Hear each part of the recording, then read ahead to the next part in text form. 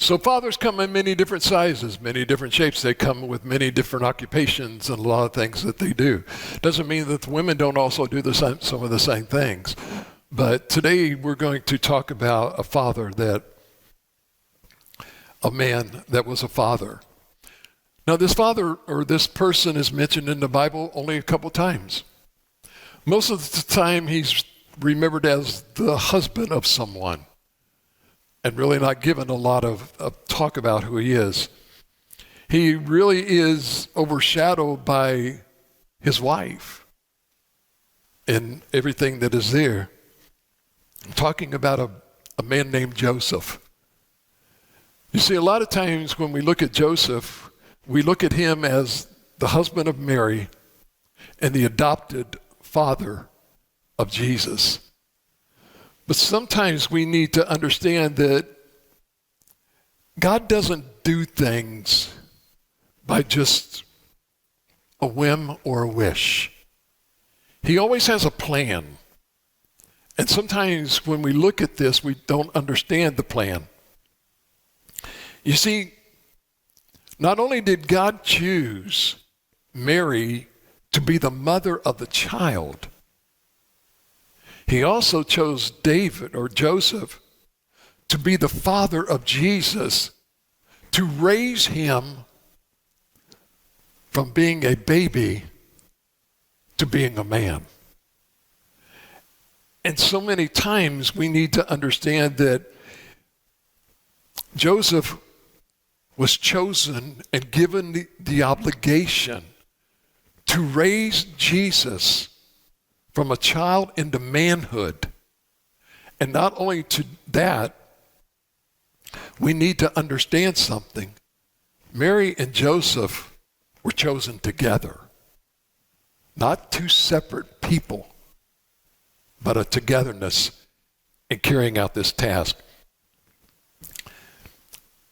In 1983, there was a movie that came out. And it's one of those depressingly sad movies. It's one of those that you cannot watch without 2 or 3 boxes of Kleenexes. It's one of those that's going to make you cry. And sometimes as men, we have to be strong and they ask, "Are you crying?" No, it's just my nose running. But this movie came out in 1983. And at the end of it, generally the wife will look over at the husband and say, "Well, how did you like that movie?" And they look at it and say, "Oh, yeah, it was good." But it was entitled, "Will You Love My Children?" was the name of the movie. And it's the story of a very poor family in Oklahoma. There was a mother and a father. They had 10 children. And the mother, she had this illness and she knew that she was going to die within a year. And so what did she do? She looked at her husband and she realized that he's a good man. I married a good man. He's a good provider. But he is not capable of taking care of those 10 children. And so what she did was, she realized that in the days that they were, there was no government assistance. There was no Social Security. Those kids needed to be taken care of and provided for, and she knew that he would do this. But what she did was, she went out and looked. She looked for parents that would care for all of her children because she was afraid that her husband wasn't going to be able to take care of them. And therefore the government would come and take her children away and place them in different homes. She spent her whole last year looking for that set of parents for her children. And she dies. And so when we think about this, you got to think about the birth of Christ. God knew he was going to send a son here to earth. And God is looking all over the earth at that time for a set of parents that was going to raise his son. You talk about a monumental task that someone is given with, and the responsibility that these two are going to have.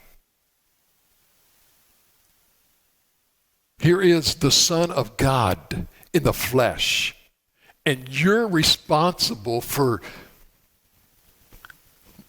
taking a child and training him to grow up.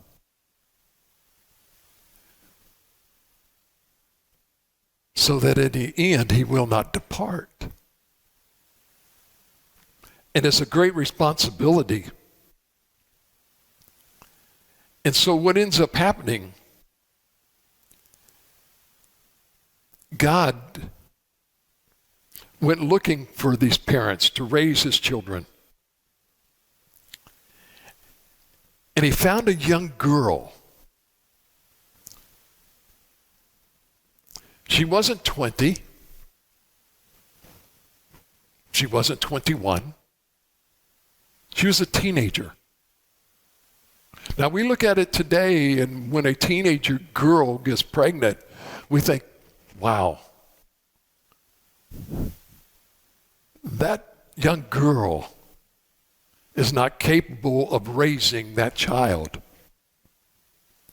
You see, back then in that society, young girls as teenagers were having children. They were getting married young. So what had happened? Their parents had showed them how to raise a child and to take care of that child. We see children today that are having children, and we look at it and we think, man, they are not capable of having children. They're not raised. They're not able to handle that responsibility. Why not? Because the parents failed. And I'm not talking about going ahead and having a daughter and at 12 years of age getting her married. That's not what I'm talking. I'm talking that today we don't give responsibility to our children. I was sharing with Ken and Diana, my son and my daughter, they have this babysitter, and they teach those, they have some pets that they have there with the kids, and they teach the kids responsibility. They have certain things that they have to do with the pets. They also will teach them to speak, but not only to speak, they will teach them sign languages, such as if you want to drink, don't just point. And make me. We were on the portal Facebook time with our grandson, and my daughter-in-law had this can of all of these cooking utensils, and he was wanting one of them, so he's pointing, and she says, "Is this the one?" And he says, "No, that's not the one." And she gave him another one, and he says, "No, that's not the one." So she gave him the whole thing for him to pick out his own. Because that's what we do with our kids a lot of times. They point and they grunt until we give them what it is that finally they want, instead of telling them or helping them to understand, tell me exactly what you want. Because what do we end up doing? We end up giving them 28 toys, figuring out that that's not the one they want to play with. And what do they want? They want the trash can. And so what do? We give them the trash can and we pick up all the toys, and then they start playing with all of the stuff in the trash can, and it's all over the floor. So what do we do as parents? We pick up the trash can too and put it back in there. Instead of telling them, hold on a minute, you played with all of the toys. It's your responsibility to pick the toys up and put them away. You were playing in the trash and you threw all of the trash in the floor. It's not my responsibility to pick up your trash. It's your responsibility.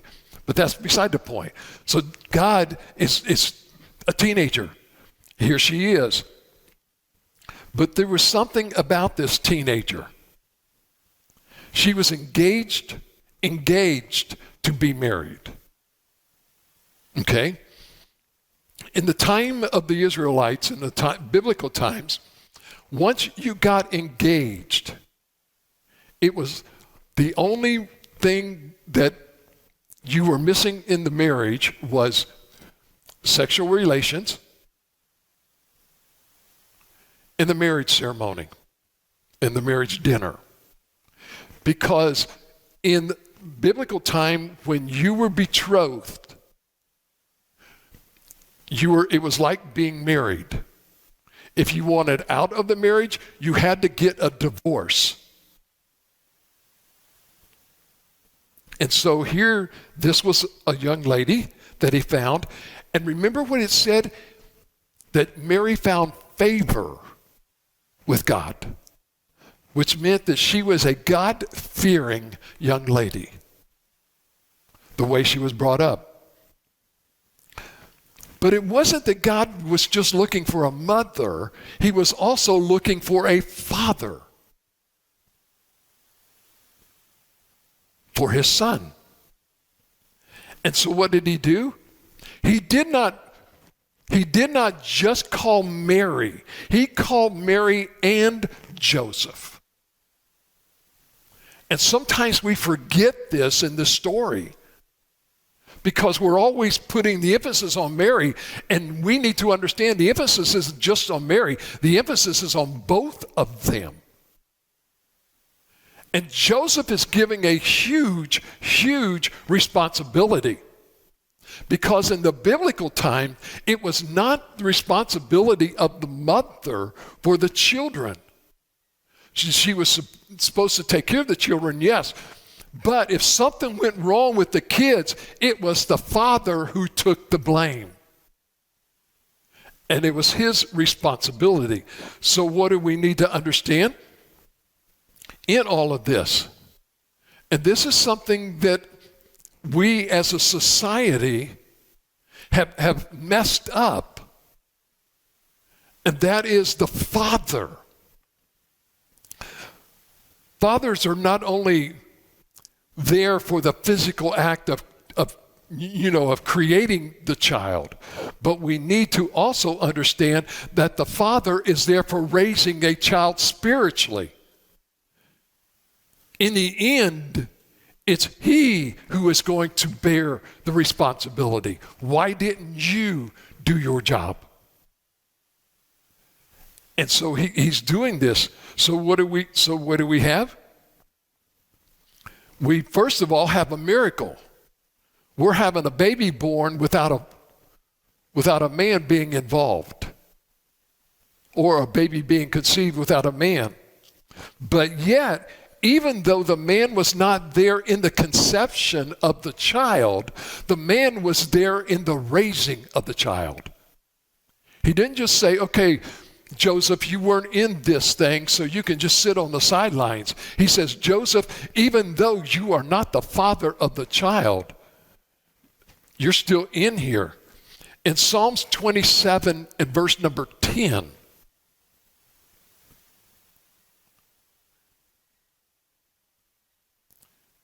you need to understand something. As a single parent, that's not the best situation to be in. But you need to understand something. As a single parent, you are not alone. I know a lot of times people want to say, well, man, I'm a single parent, whether it be a father or a mother. And you're thinking, man, I'm raising the child all by myself. Here's what God has to say to you. Even if my father and my mother abandon me, the Lord cares for me. If you are a single parent raising a child, I need to tell you something. You're not the only person in the world caring for that child. The Bible says even if the father or the mother deserts me or doesn't abandons me, it says the Lord still cares for that child. So all of the orphans around the world, or all of the children that are being raised in single families, God still cares for that child. And sometimes we need to help people to understand this, that they're not there by themselves. But even though this happens, the normal pattern is to be raised by a father and a child, okay? Because single parents, we salute you and we honor you. I have no clue how a single parent today raises a child, because I know how hard it was for me and my wife to raise our 3 children together, not just placing it in one or the other, because there were certain things that she was good at and there were other things that I was good at. And if they just got my teaching, they're in trouble. If they got just her teaching, they're in trouble. But because they got both of our teaching, they're still in trouble. No, they're not. We raise good kids, but with God's help. Because why? We understood the responsibility. They really are God's children that he let us borrow for a little while. Now, they don't always appreciate you, and sometimes they don't always appreciate God, but that's their problem. That's on them, not on you. So Joseph was chosen. And as Joseph, or just as God was looking for a godly young woman, he was also looking for a godly young man to raise his child. So if Joseph was a godly young man, then he must have had certain characteristics that God knew he had, that God was looking for in that young man to be a father. And so let's talk about it. What was he? A loving man. You saw this this week in the news, not far from here.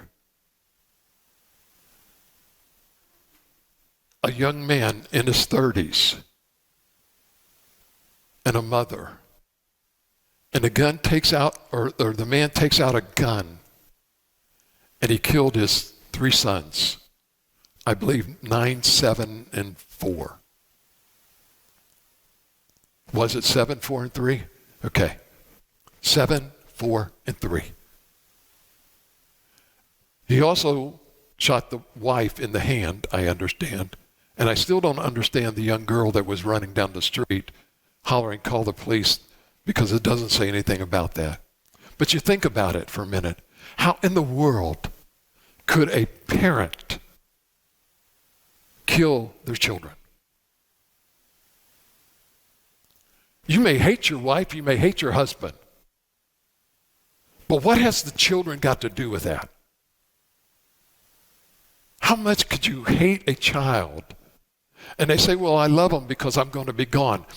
Maybe it's better off that you are gone, if that's the way you feel about the children, because children are blessings from God. And too many times we forget about this. So Joseph was a loving man. And how do we know this? First of all, look at Matthew chapter 1 and verse number 19, because he was towards Mary. So here's what it is.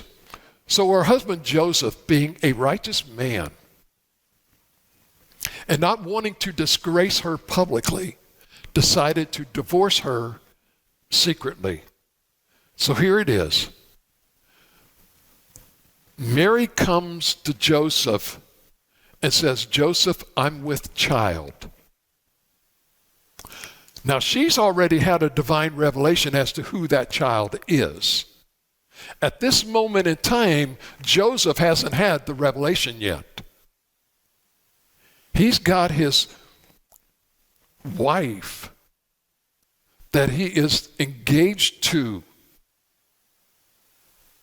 And all of a sudden, she comes to him and she says, I'm pregnant.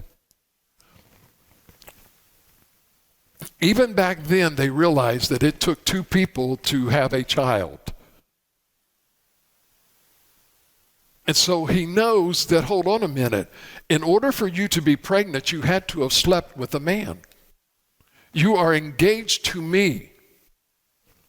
Back then, the law was, even though it wasn't always exercised, the law was, if you were in this engagement type to be married and you did anything that was considered wrong, adultery and other items that are in the marriage, you had to get a divorce. The penalty for adultery was death. You were stoned to death. You were killed.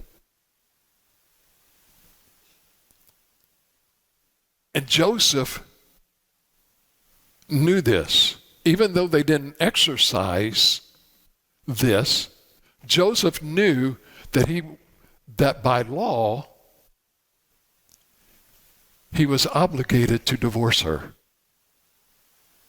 Which meant that publicly from now on, she was going to be shamed in public.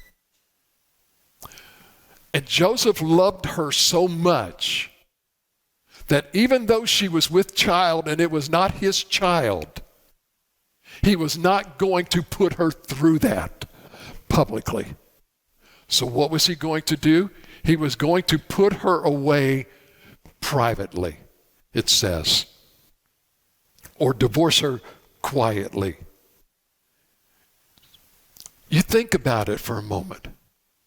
Mary and Joseph are engaged to be married. They're talking about what's going to happen when they're going to get married, the house that they're going to build, the nice white picket fence, out front, and how they're going to have a play area over here for the children, and they're going to have this boy or girl or multiple children, and thinking about how life is going to be so grand and so wonderful.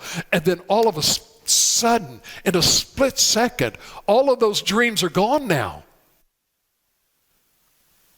And Joseph's thinking, what am I going to do? This woman that I was supposed to marry, how could this happen to me? But he loved her so much that he was going to make sure that even in public, she wasn't to be made fun of. How much if husbands today had that much love towards their wife? How much would it change the makeup of the family? How much would kids love each other and love other people? So many times, husbands and wives, they're not best friends. They're two people living in one space, going in opposite directions, and having children, and the children are growing up knowing that, okay, marriage means that we live in the same house or we live together, but we're not really together. We're just occupying space. They're not learning how to love one another and how to treat each other. But Joseph was a loving person towards Mary, okay? But then, even before God spoke to Joseph didn't have vengeance or bitterness in his heart. Because why? The Bible says that he was minded to put her away secretly, okay? And Joseph knew this. Joseph knew there was ways even back then to put her away without making it public. And Joseph was there. But Joseph, he was kind and he loved Mary. Let me say this to you. Forget the romance novels. The romance novels will give you a bunch of gobbledygook and gobbledygook and all this other stuff. This here, if you want a true love story, this is a true love story. You want a happy ending? Here's a happy ending. The best that's there. Why? Because it's giving us something that as husbands we're supposed to do. Ephesians chapter 5 and verse 25. You see the great thing about this? Joseph didn't have this verse. He didn't even know that this was written or going to be written. But Joseph was practicing something that was going to be told to later. Husbands, love your wives just as Christ loved the church. What does it mean? You're going to die for her. Does that mean that if somebody comes up and they're going to shoot her, that I'm supposed to step in front of her? Yeah. Okay. But that's not what he's talking about. Dying means I look for what's best for her, not what's best for me. Honey, will you go mow the lawn? I will, but what's in it for me? Honey, will you pick up this basket of clothes and take it to so I can do the laundry? What's in it for me? Clean clothes. Honey, pick these things up at the store. What's in it for me? You're going to be fed. It isn't what's in it for me. It's you do it because you love her. And that's what he says. It's not asking for something in return. But we see that he was not only loving towards Mary, there was something else about him. He was loving towards Jesus. Because when the child came along, it was a child that he had not conceived. You don't find anything in the scripture where Joseph said to Mary, I am not taking care of this child because he's not my blood. There are times when, with parents that adopt children, you love that. I'm sorry, I shouldn't be pointing at you. I got bad habits. But when you raise a child that's not yours and you love them as if they are your child, it's as your blood, which means it can be an adopted child, or it could be a child from a previous marriage of the wives. And too many times what we see in families where they are blended, there is a difference between this is my blood and this is just your blood. Joseph was a demonstration of how that family that is blended should be. You love that child just as if that child is yours. It doesn't matter how that child came to be a part of your family.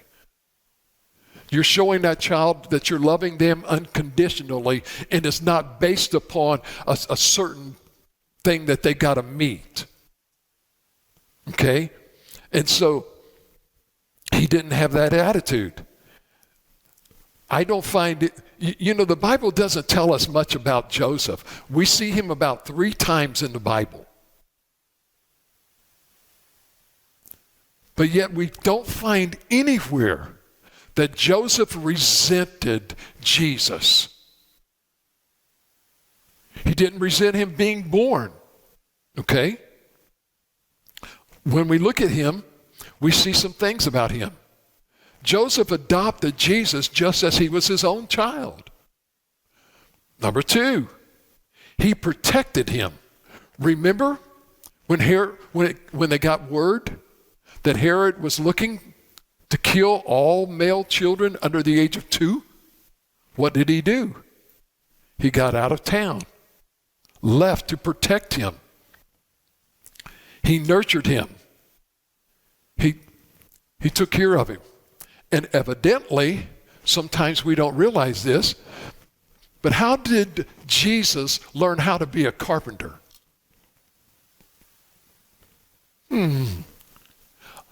He's God. He can do anything. No, he was a man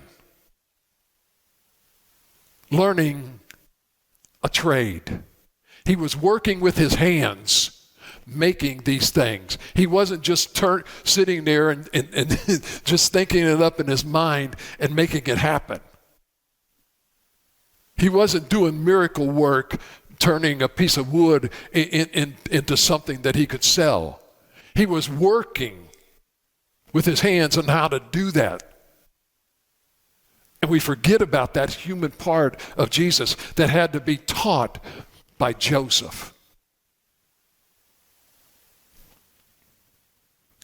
But look at 1 Timothy. There are men that are opting out of the family role. In 1 Timothy chapter 5, verse number 8, and a lot of men have forsaken this role. But if anyone does not provide for his own family, especially for his own household, he has denied the faith and is worse than an unbeliever.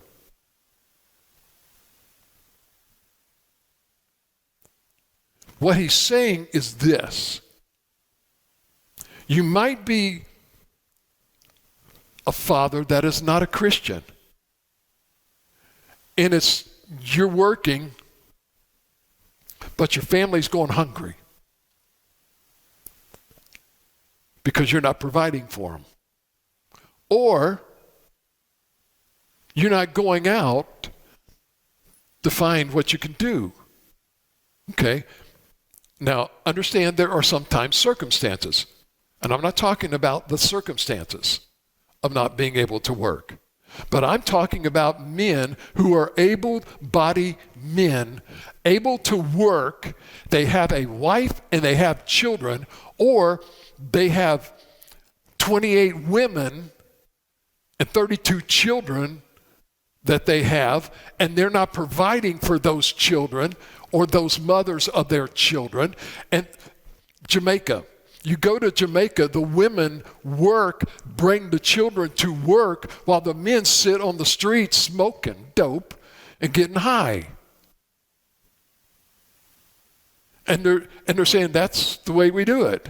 And I'm not talking about all of them, but that's kind of their lifestyle. And God is saying, if you are a Christian and you are able to work as a man and you are not working, you're putting your wife to work while you sit at home and the kids are doing this or doing that. He says you're worse than an unbeliever.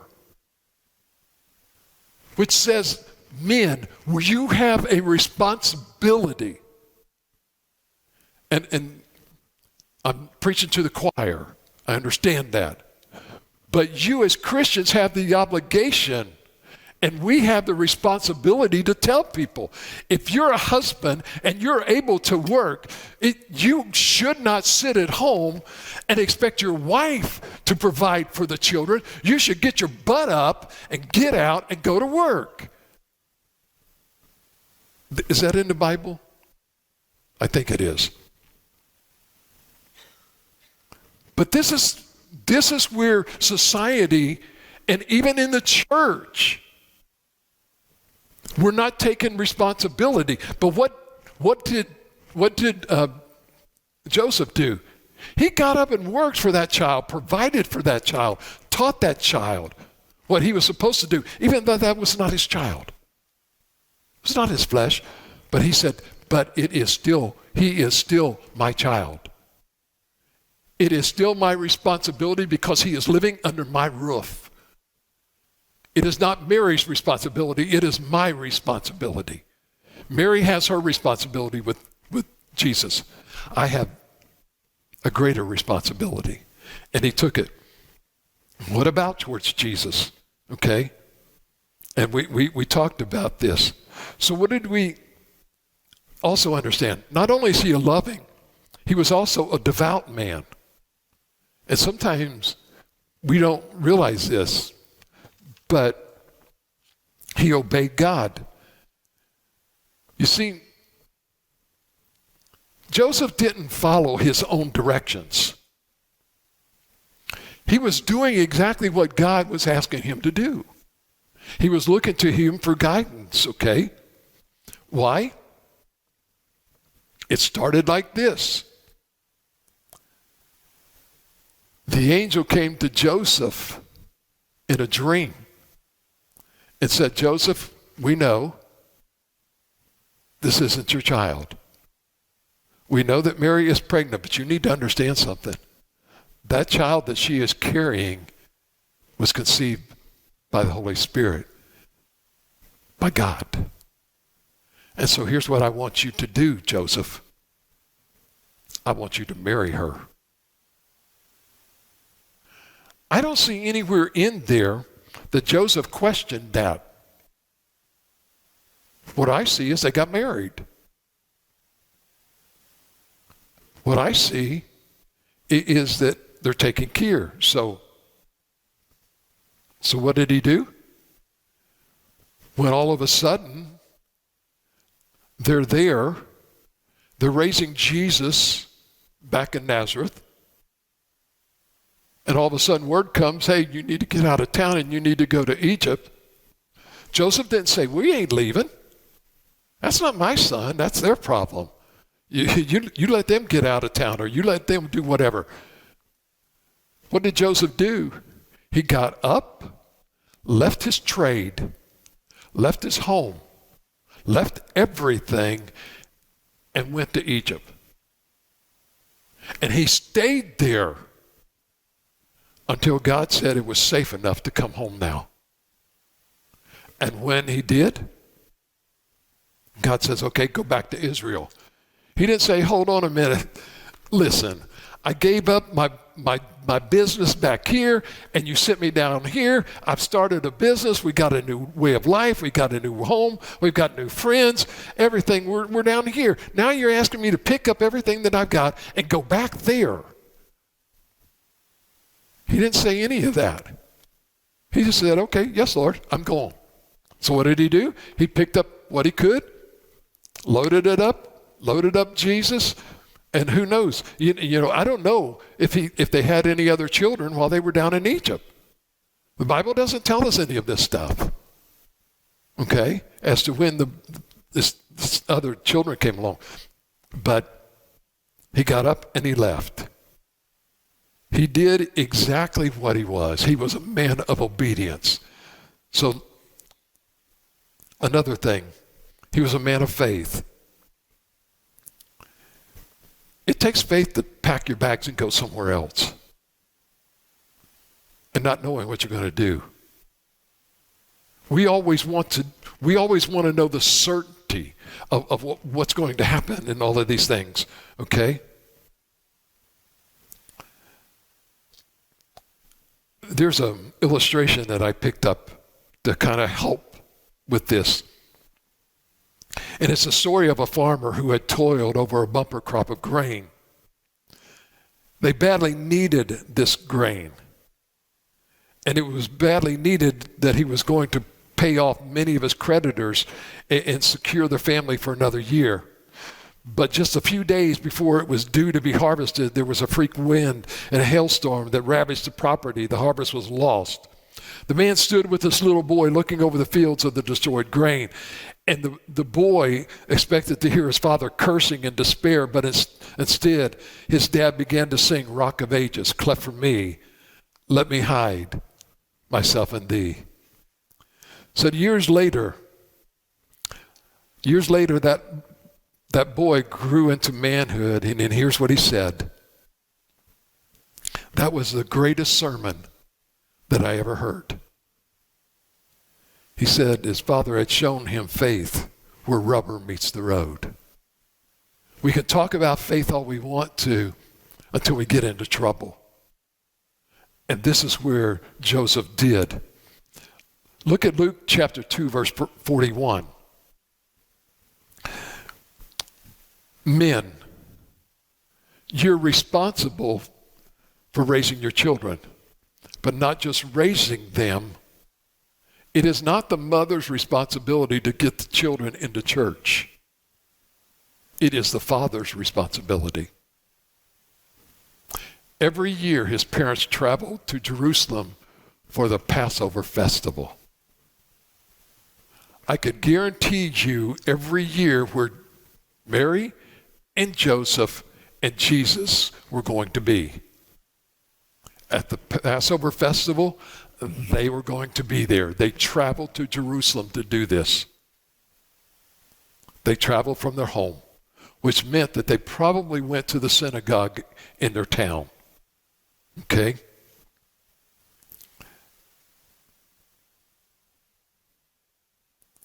There was another story, illustration, about a little boy. His dad was in the lounge chair, sitting there, and his son came up and he says, "Son, you need to get dressed and go to Sunday school." And he says, "Well, what do you mean?" He says, "No, you need to get dressed and go to Sunday school because Sunday school is good for you. It will help you to grow up to be better when you're a man." And the little boy looked at his father and he said, "Well, it sure didn't help you." Out of the mouth of babes comes words of wisdom. There's a lot of times we tell our children, "You need to do this," and they look at us and we're not doing it. We're telling them to do what I say, not do what I do. Joseph didn't tell Jesus, "Do what I say," and not do what I do. Joseph said, I'm setting an example for you to follow. And that is what we have to do. So, first, he was a loving man towards his wife and towards his son, towards his whole family. Secondly, he was a devout man. And last but not least, he was a wise man. You see, by all account, when we look at this, Joseph had a shortened life. Jesus is 30 years of age when he started his ministry. Nowhere is Joseph ever mentioned. Sometime between the age of 12 and the age of 30, Joseph died. We don't look at him. Jesus had been taking care of Mary at the cross when he turns around and looks at John and he says, "Woman, behold your son." From this point forward, he's going to take care of you. And then he said to John, the beloved, "Behold your mother." I'm passing that responsibility on to you now. Who taught him that? Joseph did. When Joseph was dying, he evidently told Jesus, "Son, she's your responsibility." That's why you saw Mary everywhere where Jesus went. And Joseph had told him this. You see, Joseph set an example for his family, one that they were going to remember.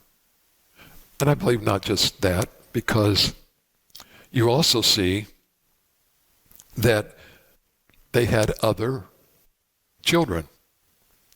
It doesn't tell us how many, but it does give us two. One were used by God. Not just Jesus was out of this family used by God. There was two brothers that he had. They wrote books of the Bible.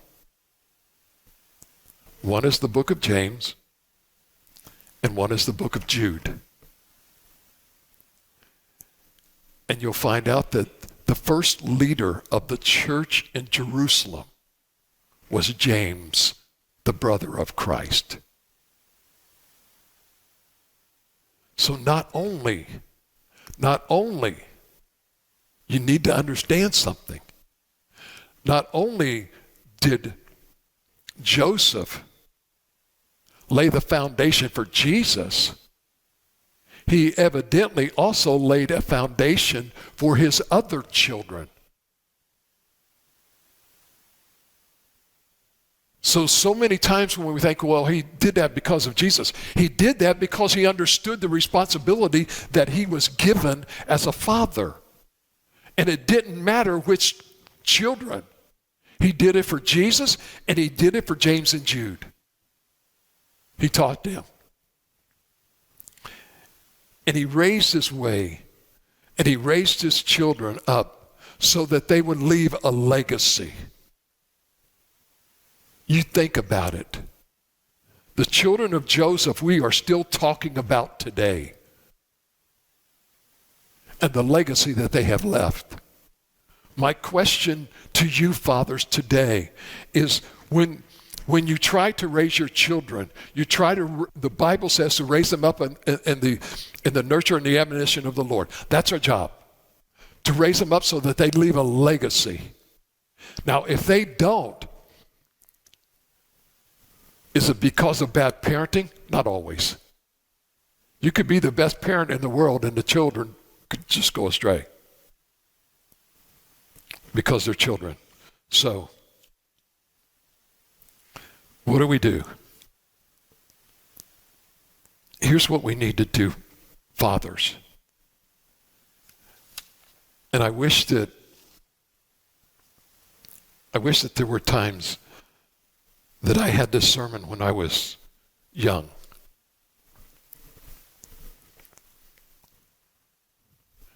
And that is this. It's called redeeming the time.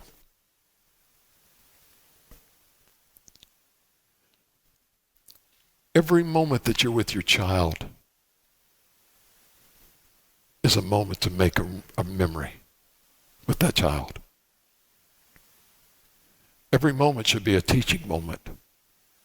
Even when you're having fun with your child, you're laughing with your child. You're making a memory. Why? How many times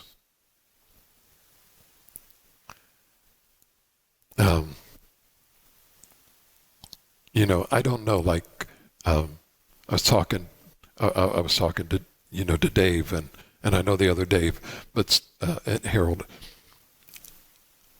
You guys all like to fish, right? You guys all like to hunt. Do you hunt, Dave? No, okay. Neither do I. Yeah, fish. Okay. But certain things that we like to do.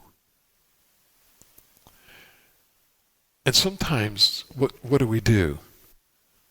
If we have sons or children, even girls, do we sit down with them and do things with them so that when we're gone, they've got memories of those times? When our children were growing up, we would sit down with our children and show them how to pay bills. When we paid bills, they were shown how to pay bills. When they were growing up, we showed them how to save money. You teach them those moments and those times. That's called redeeming the time.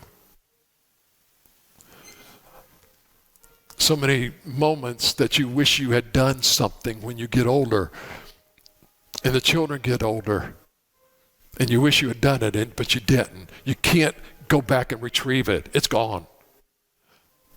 Joseph didn't do that. Joseph didn't know he was going to die young, but he lived as if, what if? What if I'm gone?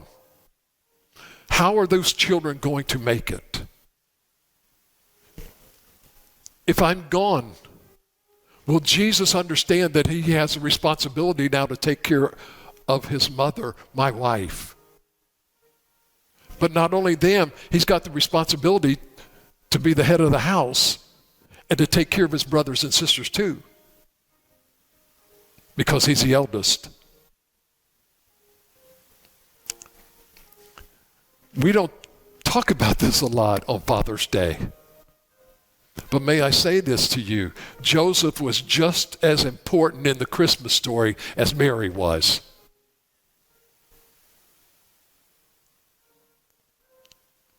And I know that in certain places they elevate Mary. Okay, you can do that all you want to, but let me say this to you. Joseph should also be elevated and even above, because there were certain things that he was responsible for. And he did exactly what he was supposed to do, and he's held accountable for it. Fathers, it isn't going to be the mother that's going to have to stand and say, how did you do? It's going to be you, Father. And I pray that you will.